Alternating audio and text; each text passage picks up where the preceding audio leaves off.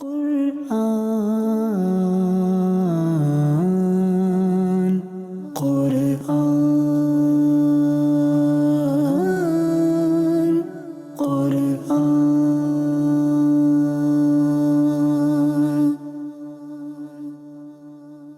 Alhamdulillahi Rabbil Alameen, wassalatu wassalamu ala sayyidil anbiya'i wal mursaleen, amma ba'd, fa'a'udhu billahi minash shaitanir rajeem, bismillahir rahmanir rahim. My dear respected viewers of Madani Channel, we once again welcome you in our program, Background of Quranic Revelations. In this program, we select one ayah of Quran, we talk about its background, and we also find out what message is there for us to learn. Be with us from start till end, inshallah. You'll be learning a lot today. My Shaykh Tariqat, Amir of Ahl Sunnah, Hazrat Allama Maulana Muhammad Ilyas Attar Qadri, Hafizahullah, gives us a beautiful mindset that we should make good intentions before we perform any permissible task or do any good deed. As I am presenting this program, I make this intention, I'll present this for the pleasure of Allah subhanahu wa ta'ala. You can make this intention, you'll watch this program from start till end, you'll remember what you learn, act upon, and pass this knowledge on to others too, inshallah. And remember, it's always a good idea to invite others towards righteousness. You can ask your family members, children, to come sit in front of Madani Channel's TV screen and watch this very short and brief program of about 15 minutes or so. But at the end of this program, you'll be learning a lot, insha'Allah Azza wa Jal. Respected viewers, as I earlier said, we select one ayah of Quran. What we have got today for you is from Surah Nisa, verse 37. Let's listen what Allah subhanahu wa ta'ala has said and given message for us in this beautiful verse of Quran. الذين يبخلون ويأمرون الناس بالبخل ويكتمون ما آتاهم الله من فضله وأعتدنا للكافرين عذابا مهينا. Translation from Kanzul Iman. There is severe warning for those who themselves are miserly and say others to be misers and hide what Allah has given them by His benevolence. And we have kept ready a disgraceful punishment for the disbelievers. Respected viewers, in this ayah, Allah subhanahu wa ta'ala has talked about those who are miserly. Now, what is the definition of bukhl and miserliness? Miserliness is not giving to a beggar from the granted mal, wealth of Allah subhanahu wa ta'ala, which He has granted through His fadl to a person. This is a literal meaning of bukhl or miserliness. Not fulfilling necessary wajib responsibility. Sadrul Afadil Maulana Na'imuddin Murad Abadi Rahmatullahi Ta'ala alayhi says that bukhl is, miserliness is, that a person, he eats himself but does not feed others. Shuh is that a person who neither eats himself nor feeds others. Sakha is generosity, that a person who eats himself as well as feeds others. And Jood is that a person who does not eat himself but feeds others. Subhanallah. Respected viewers, we heard a beautiful definition of Jood. Jood is a person who does not eat himself but feeds others. He sacrifices his own needs but he gives others. And this word Jood, how beautifully Al-Hazrat Shah Imam Ahmad Raza Khan alayhi rahmatur rahman has brought in his couplet. He says, Wah kya jood o karam hai shahe batha tera, nahi sunta hi nahi mangne wala tera. Ya Rasulullah sallallahu alayhi wa alihi wa sallam. What can we talk about your jood, your saha? See, jood is the top level where one, subhanallah, does not think about his own self but thinks about others. This is the climax, subhanallah, Allahu Akbar. Respected viewers, this is the quality and attribute of Rasulullah alayhi salatu wasalam. Any sa'il, any beggar would come, Rasulullah alayhi salatu wasalam would grant him. No was not heard from the court of Rasulullah sallallahu alayhi wasallam. Only the word La was heard from the tongue of Rasul alayhi salatu wasalam when he would mention Shahada. Ashhadu an la ilaha illallah. Allahu Akbar. In this Shahada, the word La was heard. Otherwise, La was not heard. La kehna adat nahi Rasulullah. He would grant. Any beggar, any sa'il would come in the court of Rasul alayhi salatu wasalam, would not be returned empty-handed.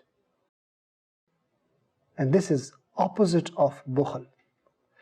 See, a bukhl is a person does not give to others. And sakha is a person, he also feeds himself and also feeds others. He also looks after his own responsibilities and also looks after other people's needs, who gives them in terms of charity if you talk about. But subhanallah, what is jood?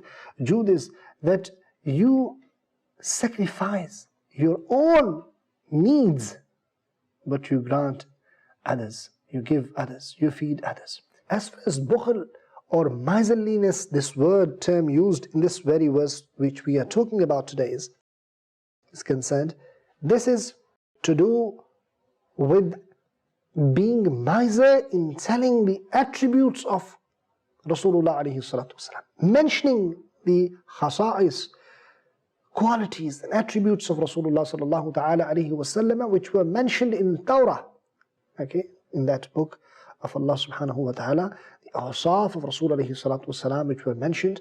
A person becomes miser in telling them, mentioning them. Now, what is the shani nuzul, sabab of nuzul of this ayah?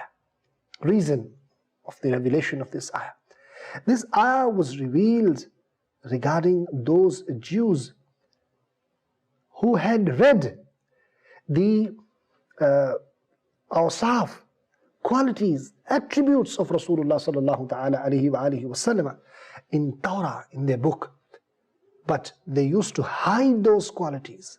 They used to hide those awsaf, those attributes of Rasulullah sallallahu alayhi wa alihi wasallam, and they would not mention to people. So they were being miser, they would do bukhl in telling, revealing, explaining, mentioning the fada'il and excellences of Rasul alayhi salatu wasalam to people. So then this ayah was revealed.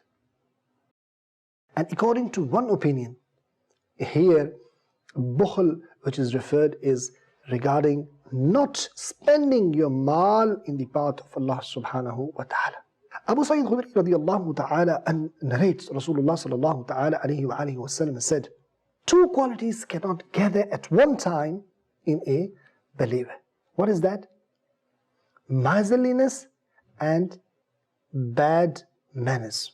Respected viewers, here is a warning also written by ulama. It is mentioned that in this day and age, there are certain Islamic scholars, right? They should ponder, who do not mention the awsaf of Rasul alayhi salatu wasalam, attributes of Rasul alayhi salatu wasalam, and also stop others to mention the fada'il, excellences and khasa'is of Rasul alayhi salatu wasalam. Allahu Akbar. And another important message what we learn from this ayah is that, as it is said, and hide what Allah has given them by His benevolence. If Allah subhanahu wa ta'ala has done fadl upon us, Allah subhanahu wa ta'ala has blessed us with any blessings, that should be shown, that blessing should be revealed. If Allah subhanahu wa ta'ala has given us mal, that should reflect through our get-up, through our dress, through our standard of living. This is also something to be noted. Hazrat Abu al-Ahwas radiyallahu ta'ala says that once my father, he came in the court of Rasul alayhi salatu wasalam in a disliked condition while his hair were messed. Rasulullah sallallahu ta'ala alayhi wa alihi wasallam said, don't you possess mal, wealth? He said, Ya Rasulullah sallallahu ta'ala alayhi wa sallam, Allah subhanahu wa ta'ala has granted me every kind of mal and wealth. Allah has blessed me with wealth.